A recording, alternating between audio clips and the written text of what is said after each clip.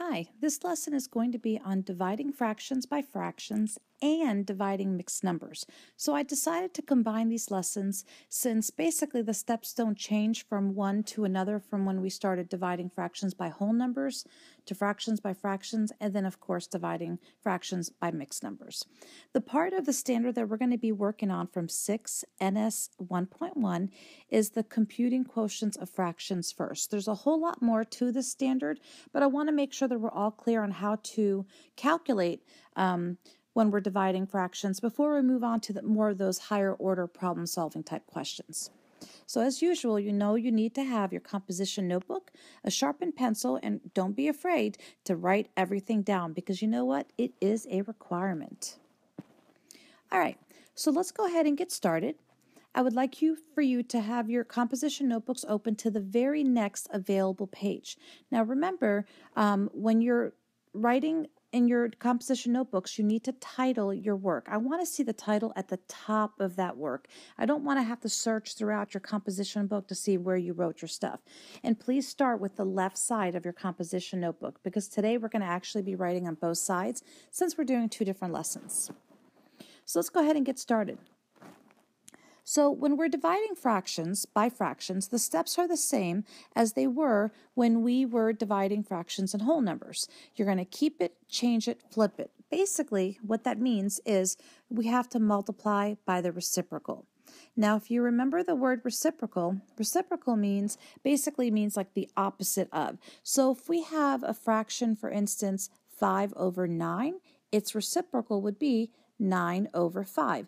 And that's an easy way to remember it for now. All right, so let's go ahead and get started with our first problem. So here we have 4/7 divided by 2/5.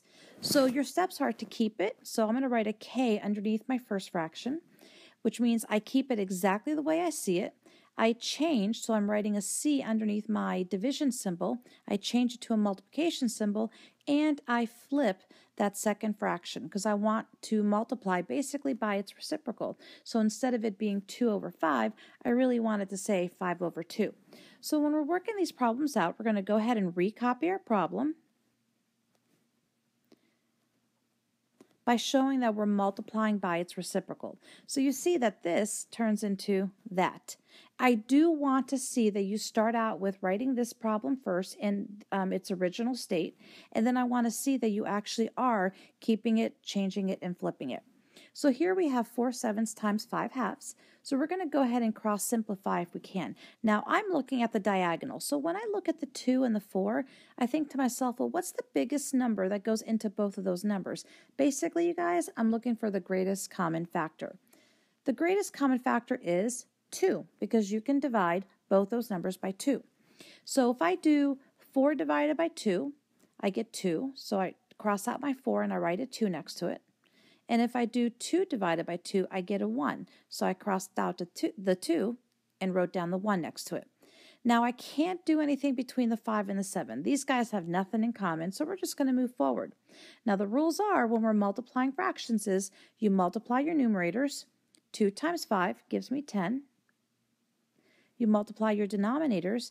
7 times 1 gives you 7, and you must simplify it. 10/7 ends up equaling 1 3/7. And that is your final answer for this problem in simplest form. Let's go ahead and copy down this next problem. 5/9 divided by 4/5. What I would like for you guys to do as soon as you have this problem copied, pause the video, work it out, and then when you're done, push play again so you can check your work. So pause now. All right, so if you're hearing my voice, that means you did this problem on your own. So what we did here is I wrote KCF for keep it, change it, flip it. I'm out of room at the bottom of my paper because my screen's a lot smaller than your piece of paper. So I'm going to write it right next to the side. I keep my first fraction exactly the way I see it, 5/9. I change my division sign to a multiplication symbol. And I flip or write the reciprocal of 4/5, which is 5/4. So now I'm going to see if I can cross simplify. Unfortunately, with this one, they've got nothing in common at all. 5 and 4, if I look in this direction, nothing. If I look at the 5 and the 9, absolutely nothing. So here, I'm just going to multiply my numerators. 5 times 5 gives me 25. I'm going to multiply my denominators. 9 times 4 gives me 36. And now I want to go one step further and think, well, do 25 and 36 share any common factor so that I can simplify this answer? And actually, we're done. They have no common factor, so your answer for this problem is 25 and 36 hundredths. Okay, so now what I want to do is we're going to go ahead and continue this video and work on dividing mixed numbers. So now you can see in your composition notebooks where you should have written all those previous notes. Now we're going to be working on this side right over here. All right, so go ahead and title the top of it, Dividing Mixed Numbers. Before we go further, let's go ahead and discuss what a mixed number is. A mixed number is a whole number attached to a fraction. So it's mixed. It's got one of each.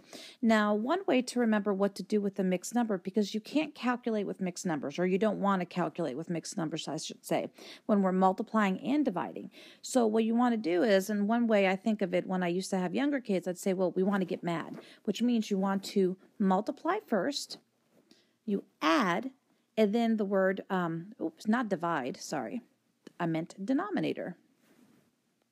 All right, so that's better. So what that means is we start with our denominator right here, the 3. So we're going to multiply, that's where the m in mad comes from, 3 times 5, that gives us 15. Then we're going to add the numerator to the 15. So that's the A for add, and then the denominator tells us that we keep the same denominator. So for example, we have to turn this mixed number into an improper fraction or a fraction greater than 1. They mean the same thing. So first we multiply 3 times 5, we get 15, plus 2 gives us 17. We keep the same denominator that we had in our original number, 3, and therefore you just turn 5 2/3 into an improper fraction. All right, so we're going to go ahead and use 5 2/3 in our problem. So we've got 5 2/3 times, let's do 2 1/2. So before we can do our keep it, change it, flip it on this problem, we need to turn both of these mixed numbers into improper fractions. Now we already did the first one above where we did the 3 times 5 gave us 15 plus 2 gives us 17 over 3. And I made another mistake. That should be divide. There we go. That's what you get for doing videos late at night. Okay, so sorry about that again. And this time we have our divide for sure.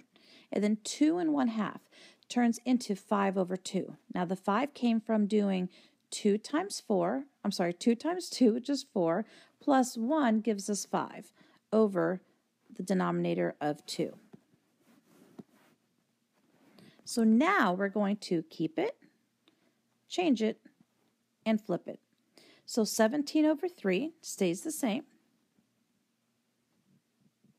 My division symbol is going to turn into a multiplication symbol, and my second fraction is going to turn into 2 over 5 because we did the reciprocal of it, so we flipped it. So now looking across or looking at the diagonal, there's no common factors between these numbers, so we have to actually multiply the numerators. 17 times 4 is going to give us 34. 3 times 5 gives us 15. So when we simplify this, now remember when you're simplifying a numerator, you're doing a numerator divided by a denominator. So it really is the same thing as doing 34 divided by 15. So when you do that, you end up getting the whole number 2 with 4 left over out of 15. And that is our final answer for this problem here. So you can see that what you need to do when you are dividing mixed numbers is you have to turn them into improper fractions first. And then the steps are exactly identical to keeping it, changing it, flipping it, as we've done in the previous 2 lessons. All right, guys, that's it. We're done for now. Be joyful. Don't forget to complete the assignment that was given to you in class, and we'll be ready to see you in class tomorrow. Bye, guys.